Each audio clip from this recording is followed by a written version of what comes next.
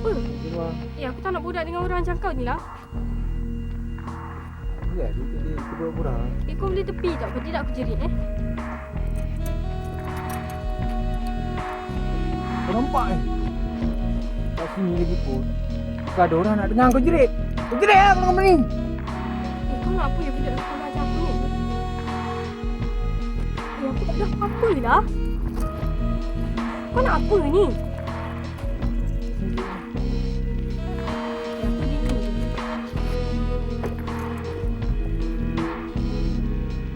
Kau bagi tu orang. Naas kau.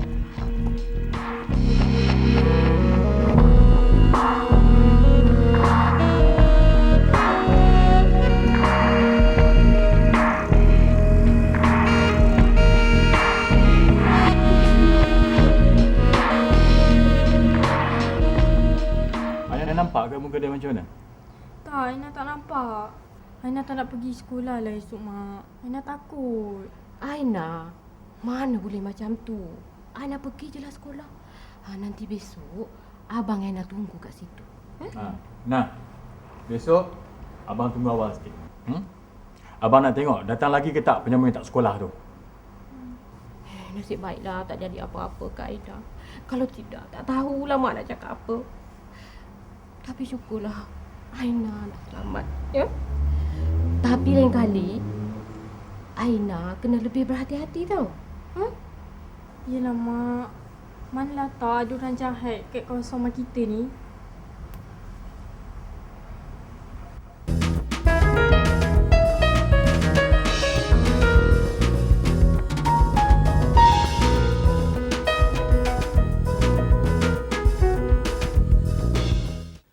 Bahaya ada di mana-mana.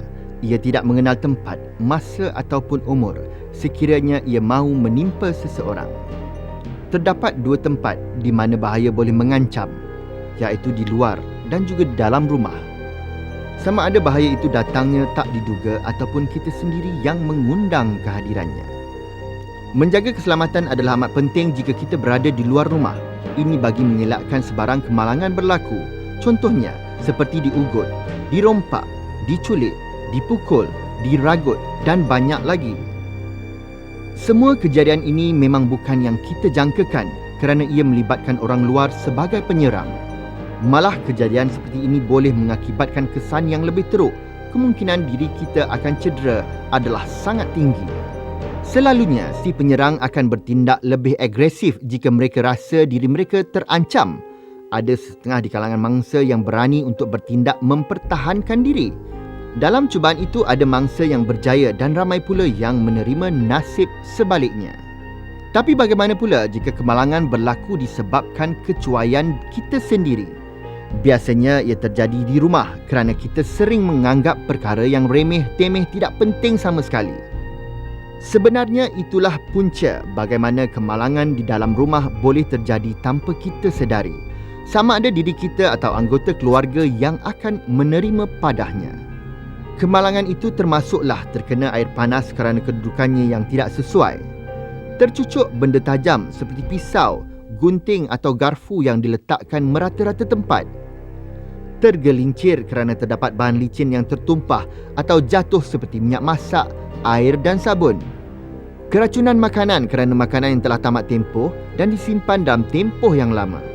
Atau mungkin kecuaian kita menyebabkan binatang berbisa seperti ular, lipan, kalajengking dan sebagainya masuk ke dalam rumah mencari mangsa. Keadaan ini benar-benar pernah terjadi dan kita sudah tahu apa kesannya jika ia tidak dicegah dari awal. Sebagai orang dewasa dan boleh berfikir, sepatutnya para pelajar dapat mengelakkan kemalangan begini terjadi pada diri sendiri ataupun anggota keluarga. Jika kita tidak peka dengan persekitaran dan tidak mengambil berat terhadap perkara ini, kita sebenarnya telah meletakkan keselamatan kita dan juga keluarga dalam bahaya. Jadi, jangan memandang ringan perkara ini dan ambillah tindakan yang sewajarnya agar kita betul-betul dapat memastikan keselamatan keluarga kita terjamin.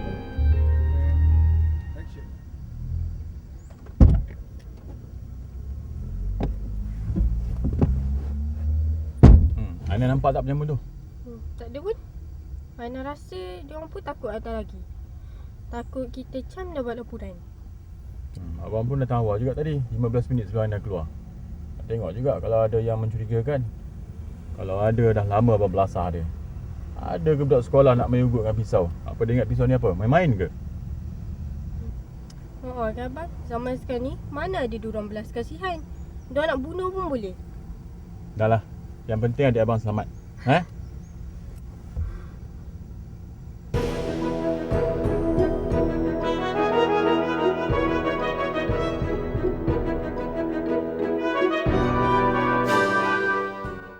Mengelakkan serta berwaspada daripada kemalangan dan bahaya sama ada di dalam maupun di luar rumah adalah sikap yang baik.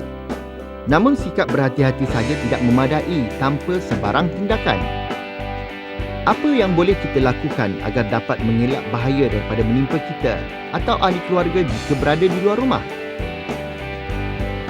Jangan biarkan diri atau keluarga anda menjadi perhatian orang lain dengan menunjukkan barang berharga kepada awam seperti barang kemas, telefon bimbit, wang dan sebagainya.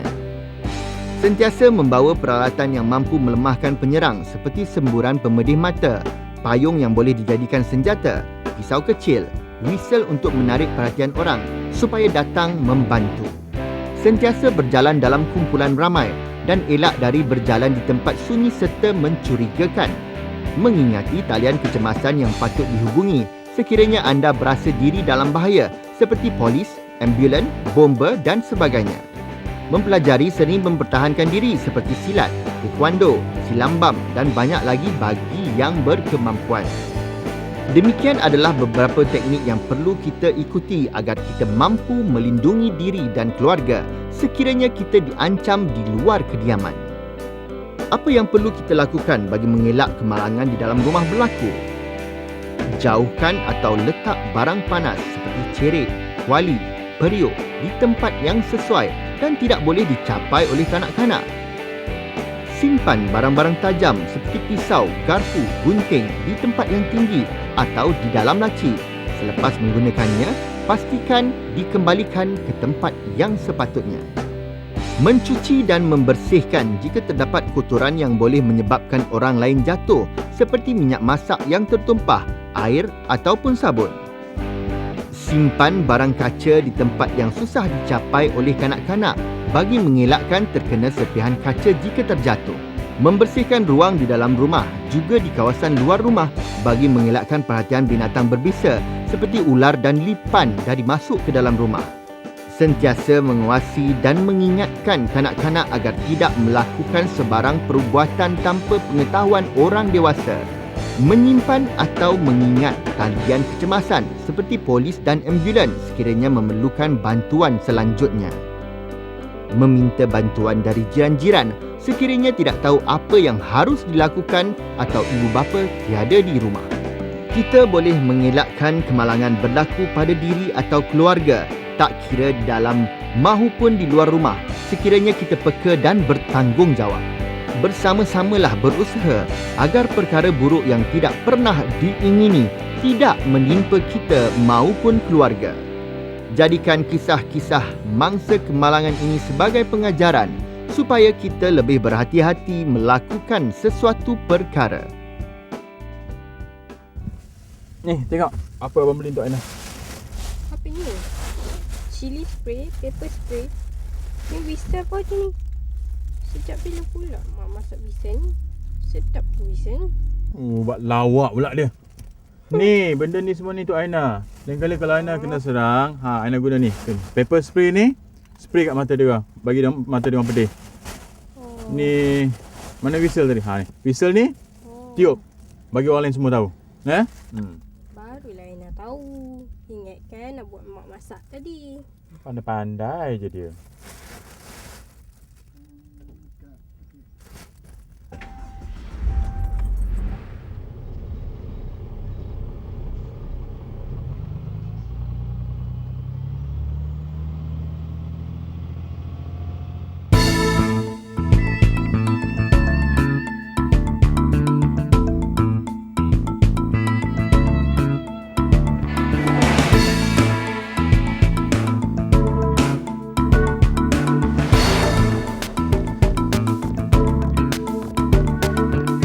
Dalam zaman yang serba canggih dan moden begini, tidak dapat dinafikan bahawa tahap keselamatan kita sentiasa berada dalam bahaya. Bukan semua kes yang berlaku dilaporkan kepada pihak berkuasa. Ini hanya menyukarkan lagi pihak berwajib untuk bertindak selebihnya.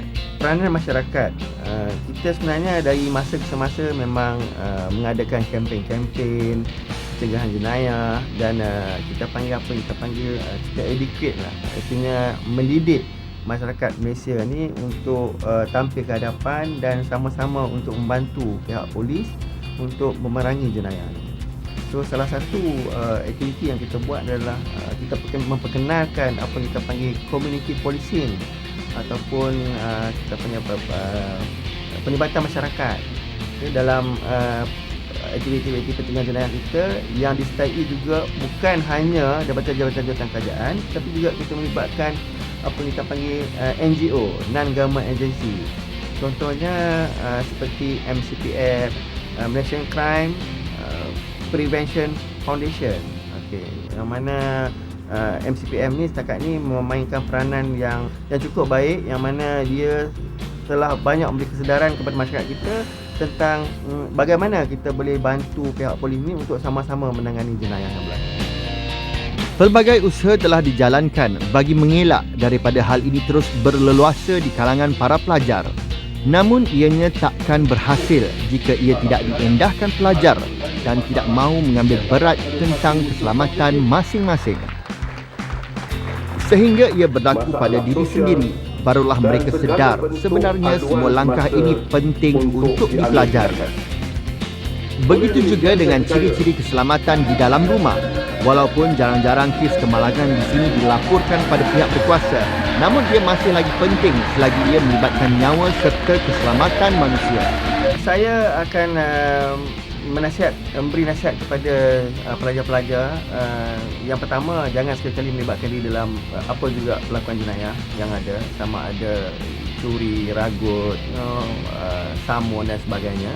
Sebab kiranya kita ada berniat untuk menyertai pasukan polis dan kita tidak boleh ada sebarang rekod jenayah.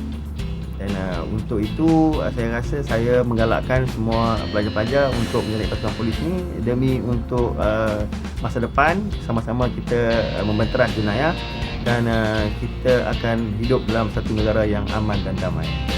Usaha yang dijalankan bukan setakat untuk kita, malah pihak berkuasa juga bagi membantu mengurangkan kes kemalangan yang tidak diramal begini.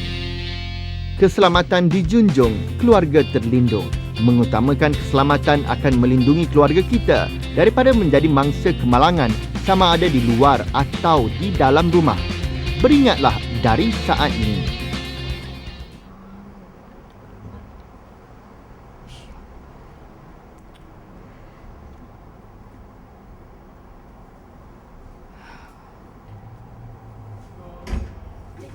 Waalaikumsalam. Lama ni baru balik. Kamu dapat tangkap penyamun tu ke? Taklah. Tadi abang singgah kedai Jad, dia beli ni Kata abang sebagai langkah berjaga-jaga. Yelah, melatau kan. Baguslah kalau macam tu. Mak pun sekarang dah risau. Maklumlah, macam-macam kes sekarang ni. Colek lah, rogol lah, bunuh lah. Ya Allah, susah hati betul. Tak apalah mak. Aina pun dah selamat. Tak ada apa-apa. Cuma Aina, lepas ni Aina kena hati-hati. Eloklah kalau kamu ambil tahu hak kita sekeluarga. Tanggungjawab saya mak. Sudahlah. Pergi mandi dulu. Lepas tu kita makan sama-sama. Naik dulu mak. Ya.